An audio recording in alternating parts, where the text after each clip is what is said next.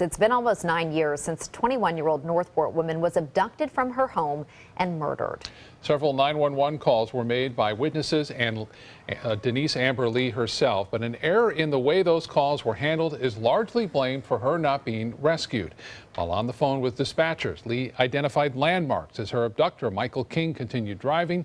As many as 4 patrol cars were within a mile of Lee and King, but none were dispatched due to inefficiencies in the call center. Her husband, Nathan, started a foundation to retrain 911 operators, and that foundation is expanding. ABC 7's Christopher Brantley has more. Well, 8 years after it first began, the Denise Amber Lee Foundation finally has their own office as they seek to make major changes in the way 911 calls are handled. January 2008, Denise Amber Lee is home with her 2 young boys when Michael King entered the home and kidnapped her.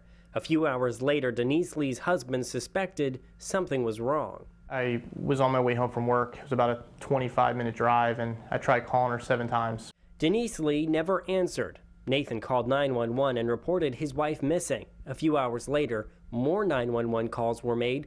This time, a witness saying they saw a woman in a car that seemed to be suspicious. I mean, I know for a fact that if the call was handled better, she would still be here. I don't think there's much debate on that. According to Nathan, the calls were not logged properly and didn't make it to the correct agencies. Denise Lee's body was found days later. I know that she would want me to be a good influence for the boys and to show them that bad things are going to happen to you in your life. It's not that defines you, it's what you do about it. Thus was born the Denise Amber Lee Foundation.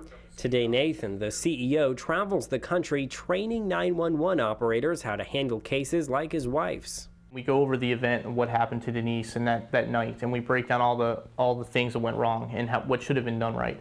All these years later, the foundation is opening their first office.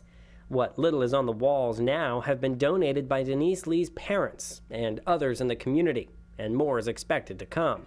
There is one thing that caught our eye, this map of the United States. Pins mark where the classes have been taught.